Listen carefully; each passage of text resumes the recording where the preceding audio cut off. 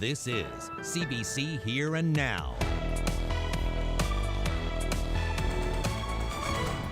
Many high school students in the province are headed back to class next week. These parents say it's a good first step, but it's not what they wanted. There's catching up to do. There are kids that are really falling behind. That's coming up on Here and Now. Well, the cloud cover and fog continues, but as we head towards the end of the week, it's like a little bit more sunshine in the forecast. A top contractor from Muskrat Falls spent nearly all of 2020 on site because of the pandemic. And billed the province nearly $1 million. Good evening and welcome to Here and Now. I'm Peter Cowan. And I'm Carolyn Stokes. Those stories just ahead, but we start with new back-to-school plans for high school students.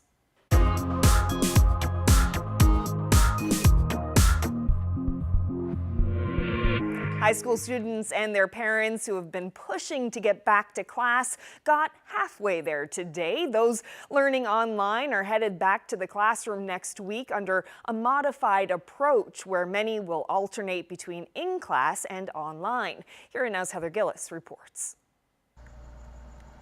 With 2.5 months left in the school year, the vast majority of high school students in about 54 schools are headed back to class, part-time, and using Google Classroom at home on alternating days in a modified scenario too. Some high school students in about 70 smaller, more rural schools have already been back in the classroom under scenario 1. Education Minister Tom Osborne and the English School District CEO says they'd like to see all students back in school. They say they're following the guidance of the Chief Medical Officer and call scenario 2 a balance. We are hearing medical evidence of emotional health issues, mental health issues, and other concerns, isolation.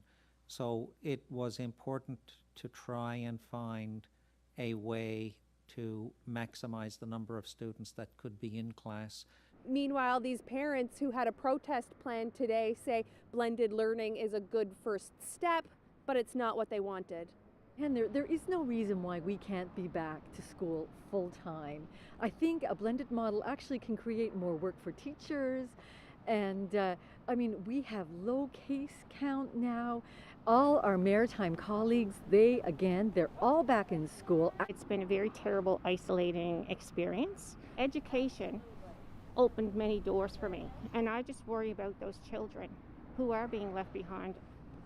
Still hard to understand. Grade 12 student Janessa Boyd, who goes to Lewisport Academy, says she'll be happy to see her friends at school, but she does find online learning at home hard, especially when she has questions for her teachers. You're not in person and you're not one-on-one, so if you don't understand that there's still so many other people listening to you.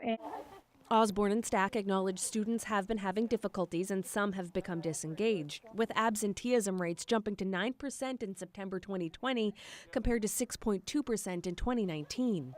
Osborne and Stack aren't closing the door on any more adaptations to this school year. If the virology changes or the advice changes, then we're ready to go right back happily and gleefully to total in-school instruction. Teachers will use Monday and Tuesday to transition back to class. Their students who are currently learning online will head back under scenario 2 on Wednesday, giving them 2 extra days of an Easter break. Heather Gillis, CBC News, St. John's. With in-person learning happening full-time for high school students in most other provinces, even with higher case counts, why are health officials not allowing it here? Well, today, Dr. Janice Fitzgerald was asked about that at the briefing. She says in order to allow full-time in-person learning, she'd want to see more people here vaccinated and fewer cases of the more contagious COVID variants spreading in other provinces. We have been conservative in our approach, and I think we have kept COVID at bay because of the way that we have approached things. So, this is the best balance that we feel we can strike at this point. Now, there was one new case of COVID announced today in the Western Health region. It's a man in his 60s who returned from elsewhere in Canada. Now, let's talk about vaccines. This chart shows how vaccines have ramped up over the last month. There have now been 90,000 doses given out. In total, 129,000 doses have been delivered, and that's about a third of the doses have arrived in just the last week. It was more than health officials were expecting. It is important to remember the significant logistical work that happens behind the scenes from the time a vaccine arrives in the province to when it is administered.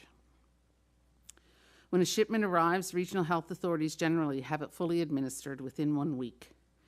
This week, we had an unexpected shipment of 20,000 doses of vaccine. When we know a vaccine shipment is en route, we have time to plan. When an unexpected shipment arrives, regional health authorities move to action as fast as possible to plan for distribution.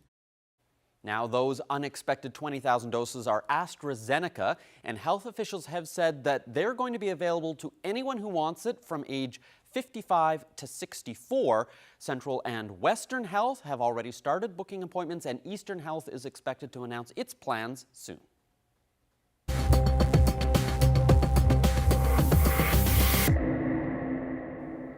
Well, as we get closer to joining the Atlantic bubble, another possibility has been proposed.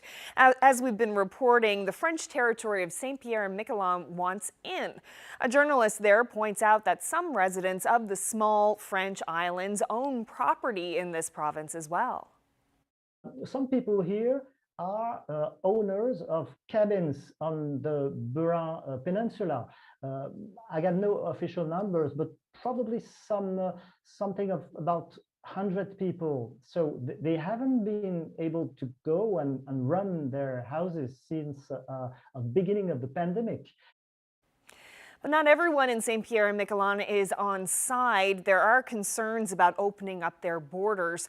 More of my conversation with Frederick Dott ahead in about 20 minutes on Here and Now. Well, in other news, Marine Atlantic is building a new office in Port aux Basques.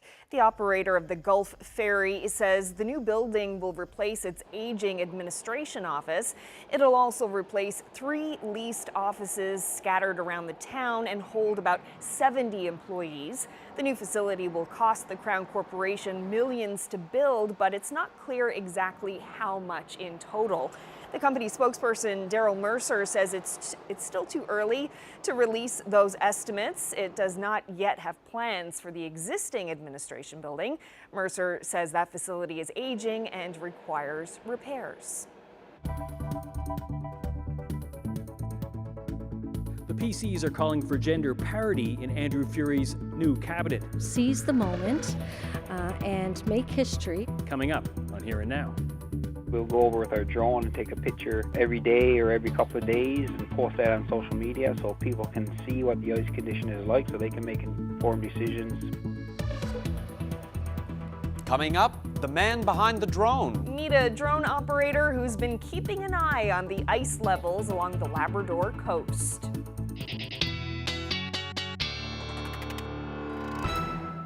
Well, that area of low pressure still sitting to the south of us, spinning into that easterly flow.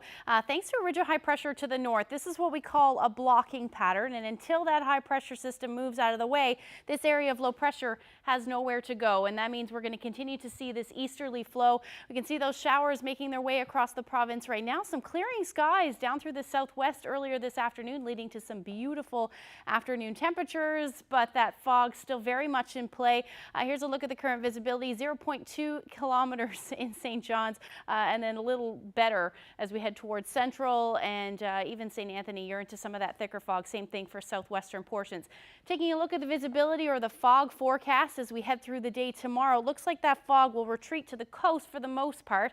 But then as we head through Saturday, we're going to start to maybe see some clearing skies and maybe a little bit of relief of that fog. But I'll get into those details when I come back. Thanks, Ashley.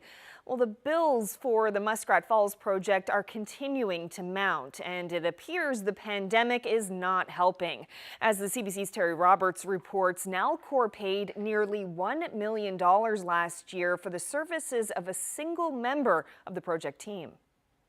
His name is Donald Phillips, and he spent practically all of 2020 at Muskrat Falls, away from his home in the United States. But you could say that Phillips and his employer were well compensated for any inconvenience. Phillips was the man in charge of starting up the Muskrat Falls power generating station. An Access to Information request has revealed that the company he worked for, Stantec, was paid $865,000 last year for Phillips's specialized services. It doesn't spell out how much of that amount Phillips got, but the amount is more than Nalcor CEO Stan Marshall's annual earnings, and nearly double the amount paid to other senior members of the project team. So why is Donald Phillips such an outlier? Well, Nalcor tells me that pandemic restrictions put limitations on his ability to travel to the U.S. last year, and with no one to backfill him, it made it necessary for him to stay in Labrador. On top of that, Nalcor pays Stantec in American currency, which averaged out to be about an extra 35 cents for every dollar he earned last year.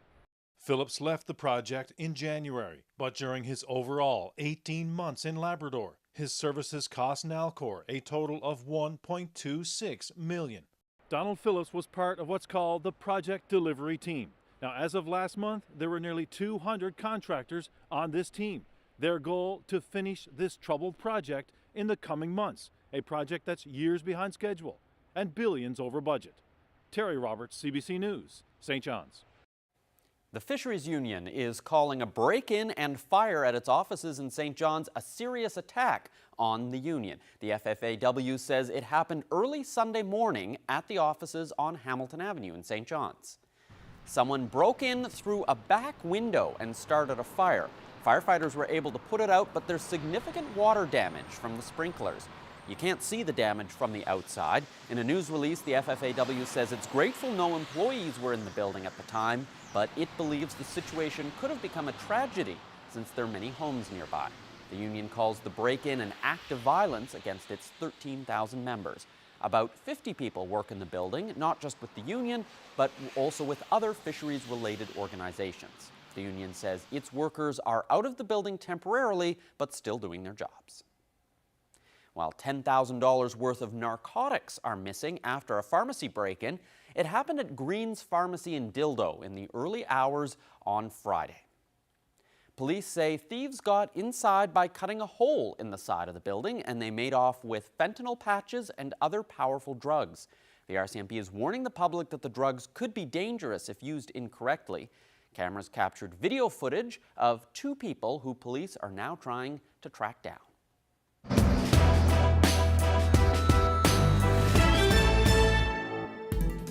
While the NDP says there could be a constitutional challenge to the recent provincial election, but the party is starting with the recount in the district of St. John's East, Kitty-Vitty. NDP leader Alison Coffin lost to Liberal John Abbott by 53 votes. She's requested a recount for two reasons: to find out if the final vote count in her district is correct, but also to find out if the overall election was done properly. Remember, this was a unique election, so lots of different things that happened, which means that you view the ballots a little bit differently. I think the way in which they evaluated whether or not they're going to open a ballot was viewed a little differently. There were some anomalies in what happens when the ballots got sent out. I heard just last night someone from my district got a ballot from outside, and they were told just write in Alison's name. So I don't know whether or not that ballot actually got counted. Now, Coffin says workers from Elections NL have been contacting her and the party since the results were released to say there were irregularities in the voting process, especially involving the registering of voters. She believes a recount can help determine if there have been irregularities, and that may determine whether a constitutional challenge of the election is required. What we've been hearing is everybody across Newfoundland and Labrador are really, really frustrated with the way the election was run, with their ability to vote, or their difficulty in voting. So beyond St. John's East Kitty-Vitty, we have a larger concern about democracy and the ability for people to express their will to vote. So we are compiling evidence, we are discussing about what our next steps will be, but there are some concerns about a constitutional challenge to this election, yes. Well, with a newly elected majority, Premier Andrew Furey is preparing to reveal the composition of the cabinet that will lead his government into the next provincial budget. The swearing-in ceremony for both Furey and the cabinet is expected to take place at Government House in St. John's tomorrow morning. Mark Quinn reports. The Progressive Conservative Party is calling on Andrew Furey to form this province's first cabinet that's half men and half women. To seize the moment and make history by appointing women, the 7 women that have been elected in the Liberal caucus to cabinet. The PCs are pushing the Liberals for parity, even though less than a quarter of the PC's 40 candidates in the last election were women. 2 of those candidates, Leila Evans and Helen Conway Ottenheimer, were re-elected.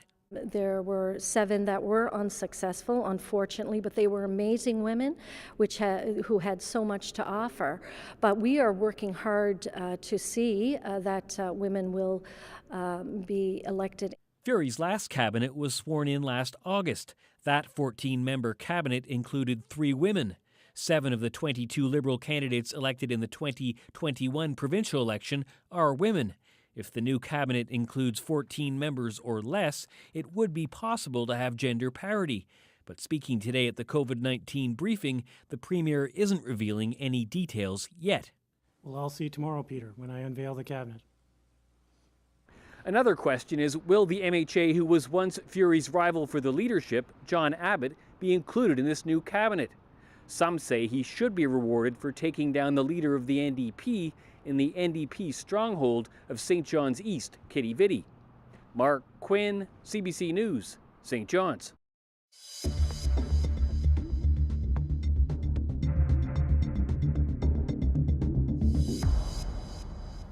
This week, our Thin Ice series takes us to Rigolette, where one man has been watching Labrador ice change, but from a very unique view. Eldred Allen owns a drone company called Bird's Eye Incorporated, and he's been shooting some of the amazing footage you've seen in our series over the past few weeks, documenting what's been an unusually warm year.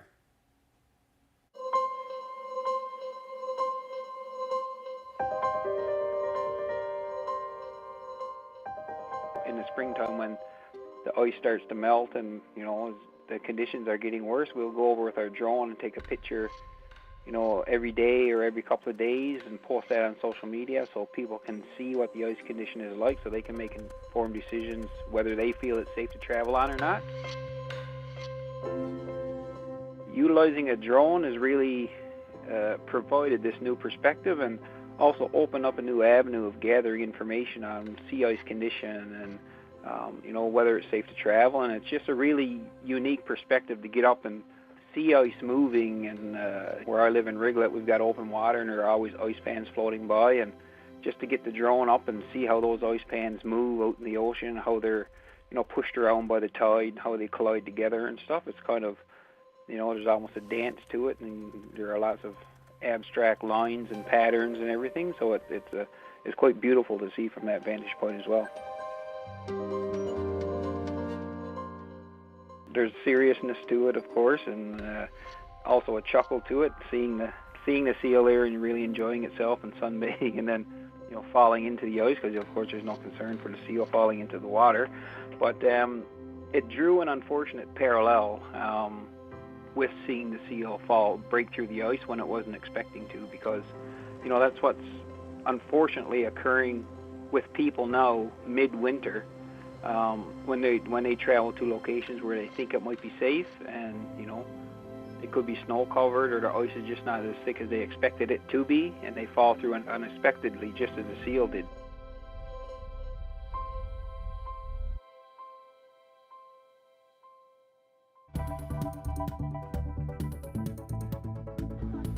Water equals paper for the Corner Brook Pulp and Paper Mill, but when water levels dropped significantly at Grand Lake, they had to turn to Muskrat Falls for help. I'll tell you about this energy exchange. That's coming up. The City of St. John's has big plans to upgrade and change what's behind me here in Churchill Square. I'm Jeremy Eaton, I'll tell you all about it. It's coming up on Here and Now.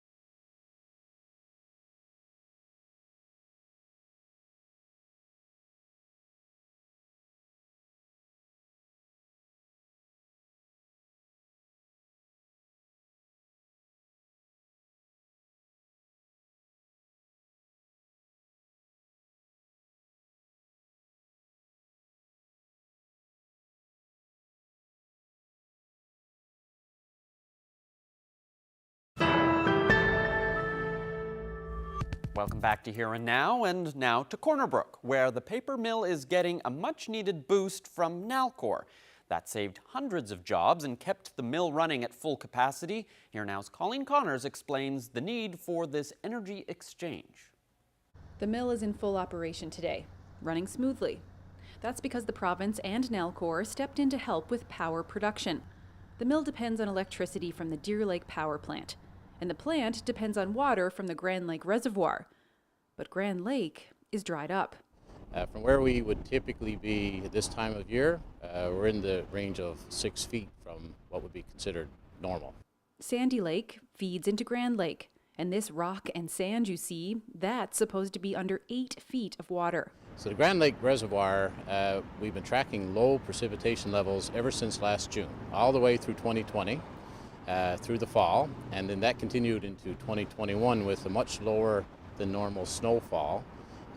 In fact, we've seen that the snowfall is actually 28% of normal.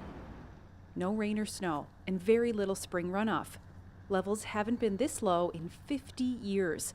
The mill slowed production back in March, when constant monitoring showed the levels were getting to the critical level.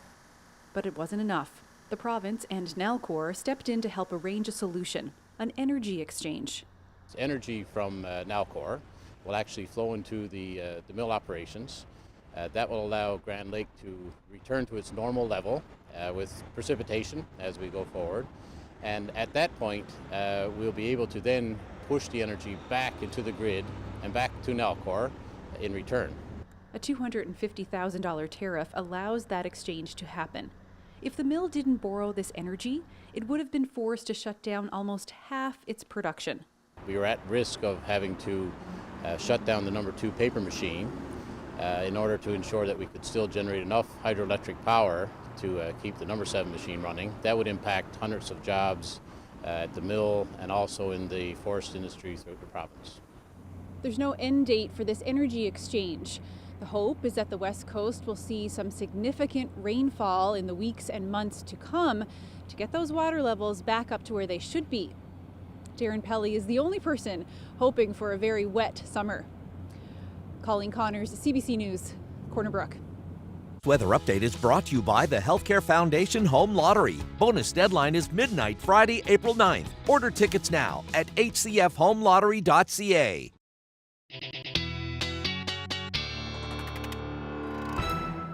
Well, we don't know about a wet summer, but we certainly know it's pretty wet out there right now and extremely gray and dreary with all that RDF.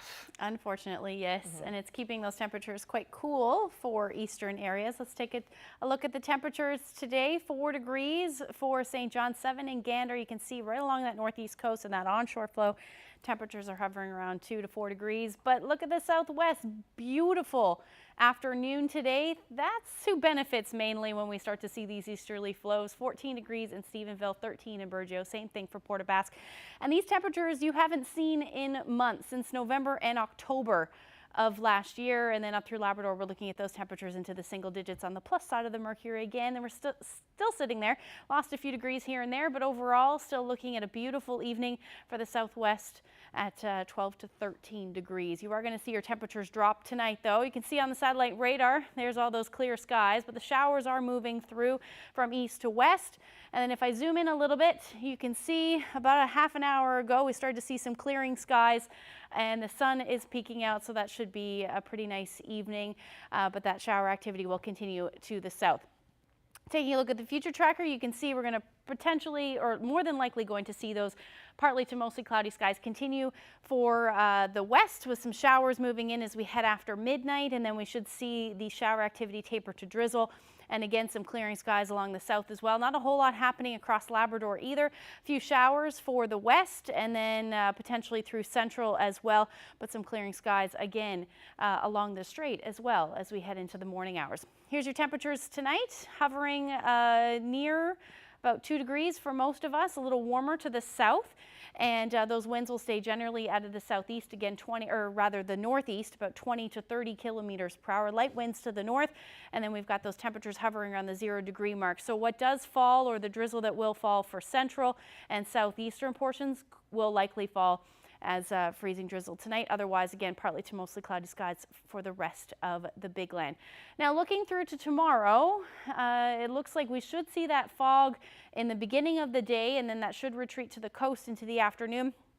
West and southern areas of the island will more than likely see some sunshine tomorrow afternoon, and then a few showers again for the Avalon and pretty much through to, I'd say, Bonavista North into the afternoon, and then we'll start to see that again into the evening hours, but it looks like some sunshine for the west. For Labrador, you're going to see some sun and cloud to start, and then some showers will make their way through. On the back side of this, things are going to be cold, so we're going to see that potential for some flurries move in, certainly along the coast and then through central Labrador as well. So temperatures tomorrow will be pretty similar to what we're seeing today, anywhere from 3 to 4 degrees. Again, those winds out of the northeast, 20 to 40 kilometers per hour. The further away we get, the warmer the temperatures. Placentia should reach 9, maybe 10 degrees tomorrow, 12 in Marystown. And then as we head towards central, again, the further away we get, Grand Falls, Windsor should see some sunshine as well.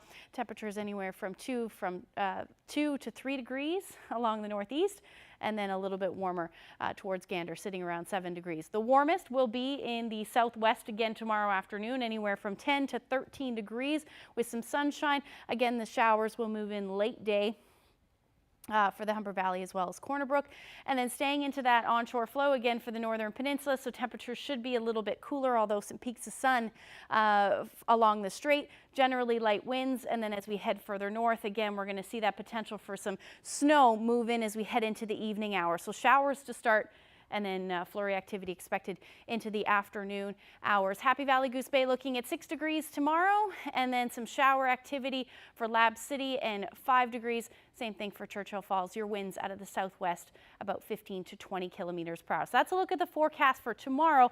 As we look ahead, that sunshine starts to creep a little bit further east, but I'll get into those details coming up. Thanks, Ashley. Churchill Square is one step closer to a major overhaul. St. John's City Council voted on a concept plan today which aims to make the shopping plaza more accessible and pedestrian-friendly. But as Here Now's Jeremy Eaton explains, it's going to take time to turn those drawings into a reality. While Winston Churchill's stare won't change, his view certainly will. City Council has big plans to modernize the square named for the late UK Prime Minister. Improvements for accessibility, the addition of a pedestrian plaza, a better vehicle flow, enhanced lighting, widened sidewalks around 3 sides of the perimeter, as well as sidewalks and a bike lane down the center. A quick snapshot of the three-way stop here shows that many are barely slowing down. The new plan gets rid of this, changing it to something like this. The redesign creates more opportunity with ideas like a food truck festival, sidewalk shopping, and improved accessibility. While many had hoped this massive parking lot would be converted into a more usable space, that's not what businesses wanted. We heard it from the Business Association and from customers, people who frequent the area, that it's important that a large number of parking spaces still be available in the area. The city spoke with businesses, held an engagement session online, and all councillors in attendance agreed, voting to pass it unanimously, 9-0. I think this project is one that I can certainly support, and I think will work well for the businesses, work well for the community, and creates a much better place for all the residents of the city. The mayor's support echoed by others in the council chambers this morning. I'm very, very excited about this project, and I'm glad to see the business community in support of it. Churchill Square has needed an enhancement for quite some time. And while plans for the square are still underway, some are already scoping out the park across the street for its potential. Today was the first in a series of steps that the city needs to take before they can start making changes here behind me at Churchill Square. As it stands now, the project carries an estimated cost of about $3 million, and there's no anticipated start date as of yet. Jeremy Eaton, CBC News, St. John's.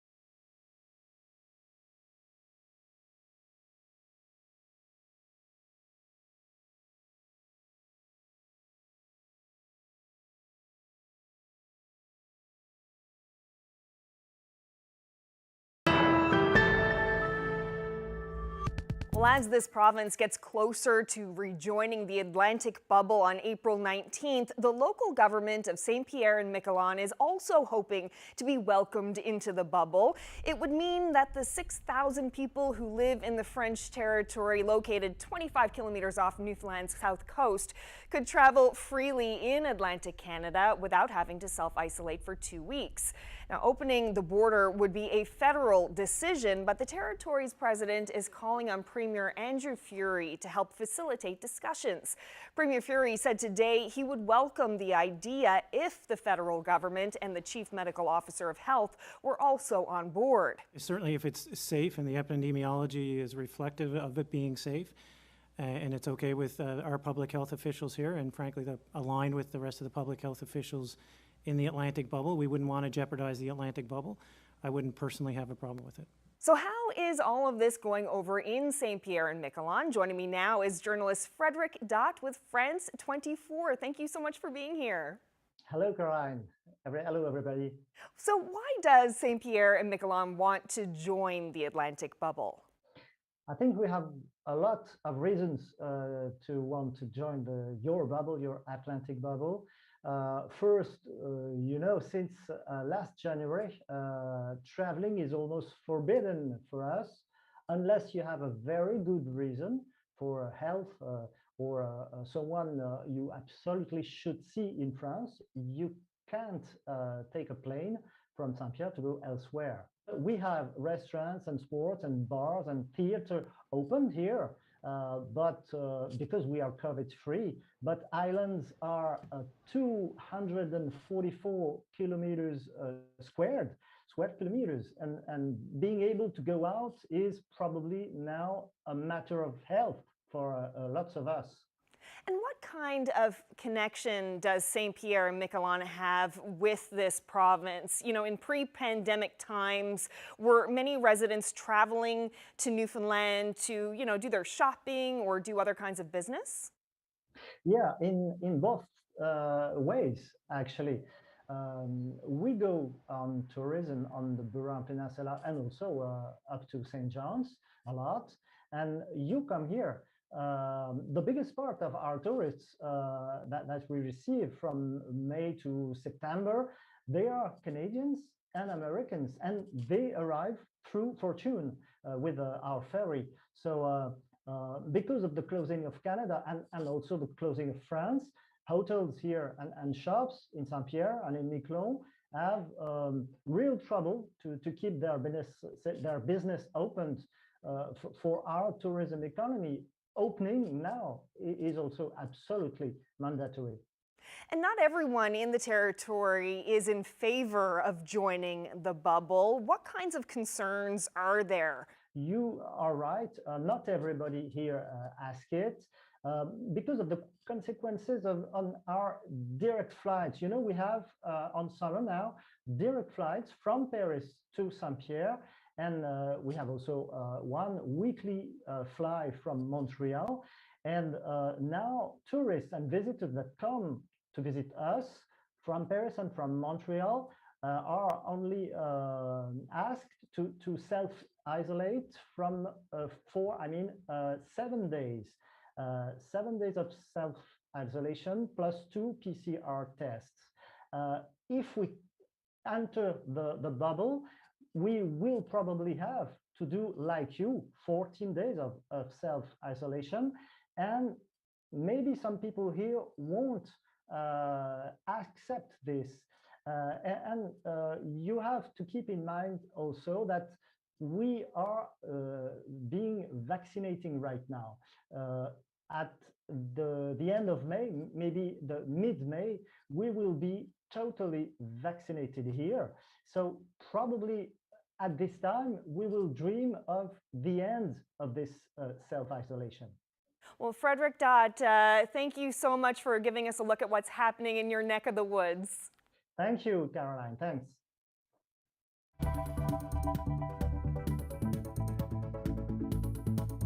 More than 600 million doses of these vaccines have been administered around the world, including more than 6 million here in Canada. Now, the big question on everyone's mind, are they safe? Allergic reactions, blood clots, a respirologist breaks down the 4 available COVID vaccines and why, spoiler alert, they're all good. That's just ahead on Here and Now.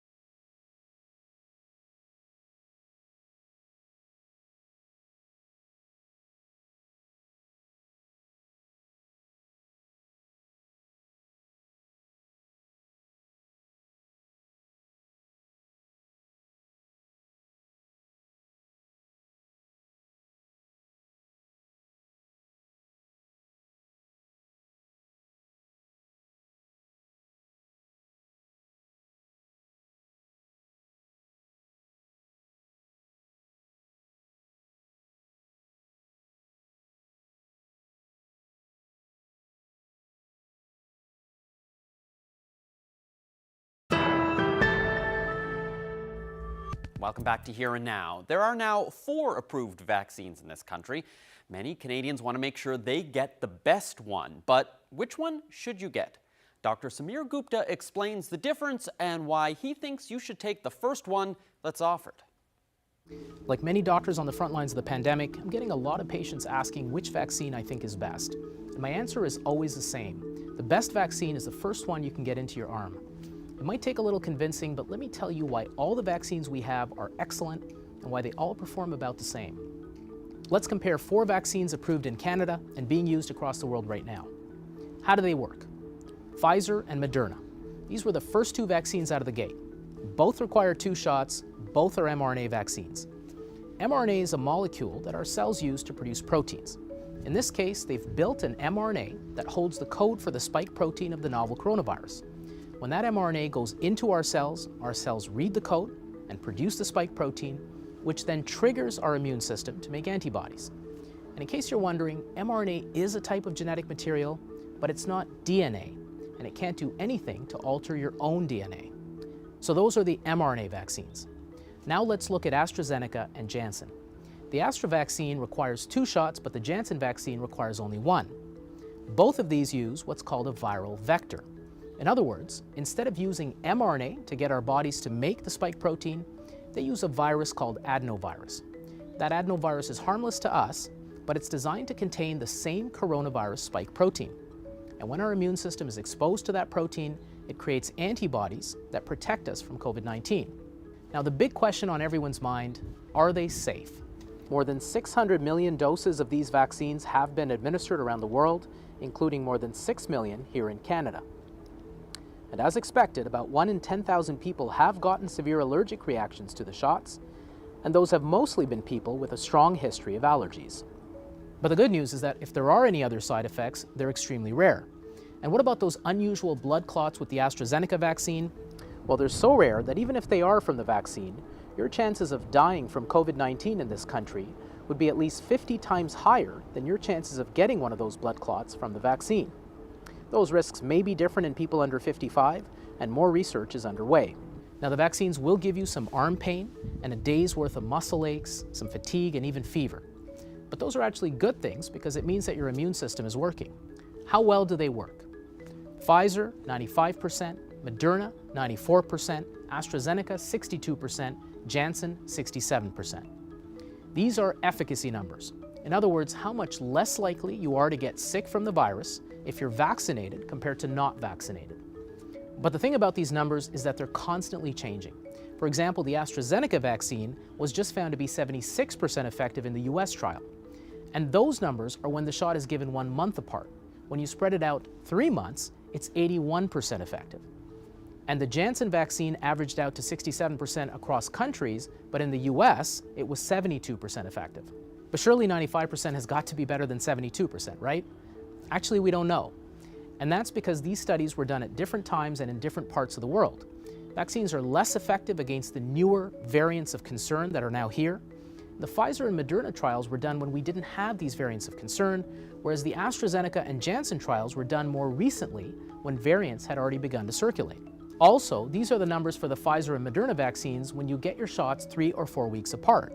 What we don't know is how those vaccines will perform when you get your shots 3 or 4 months apart, which will be the case for many Canadians. So although 95% sounds better than 72%, that's like saying the guy who scored 95% on a grade 10 math test is smarter than the girl who scored 72% on an astrophysics exam. The questions are so different that you just can't know. Now, having said all that, I'll also tell you that those numbers aren't even the ones we really care about. These are the numbers that really matter. Pfizer, 100%, Moderna, 100%, AstraZeneca, 100%, and Janssen, 85%. This is how effectively each vaccine protects you against severe disease, things like ending up in hospital or dying from the virus. So when it comes to the things that we really want to avoid, they all protect us really well.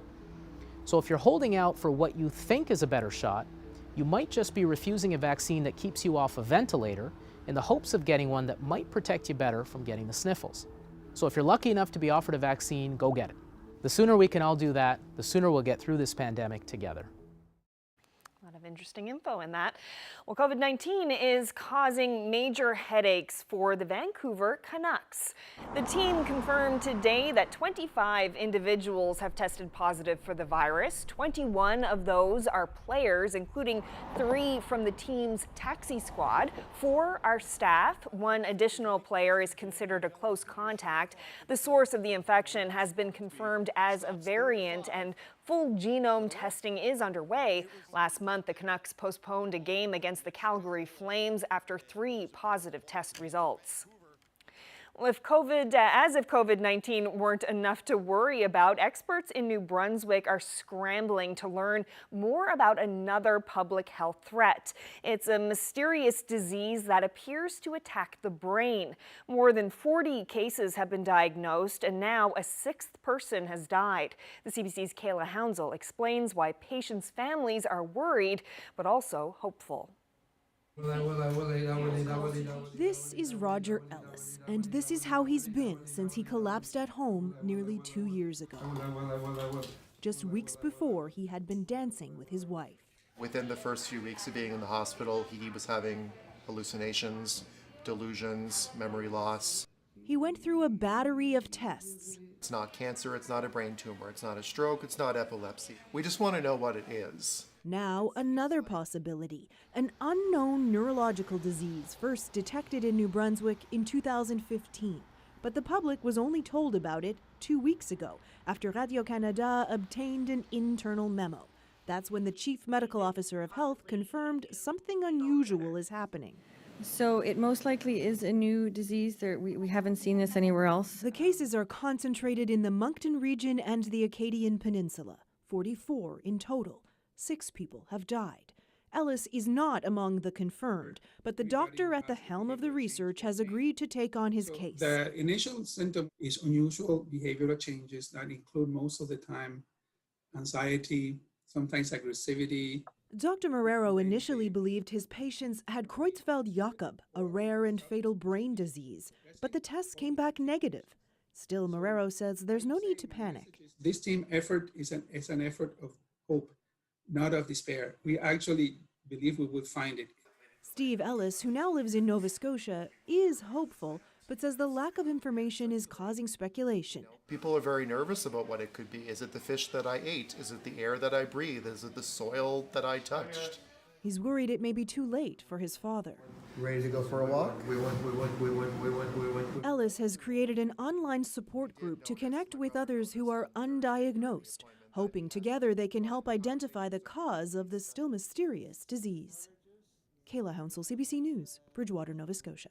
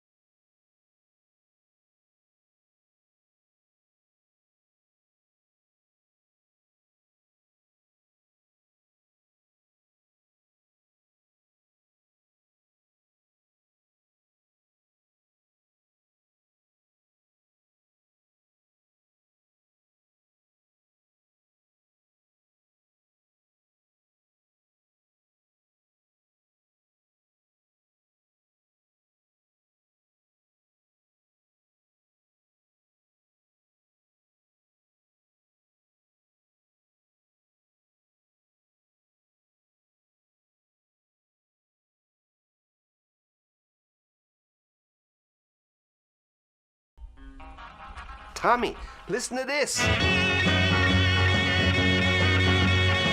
Oh, this is country music. I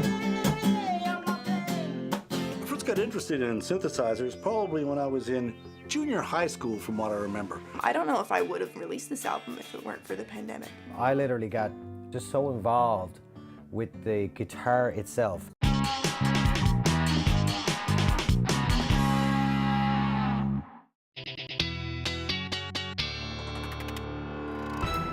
Time for a look at the long-range forecast and a little glimpse into what could be coming this weekend.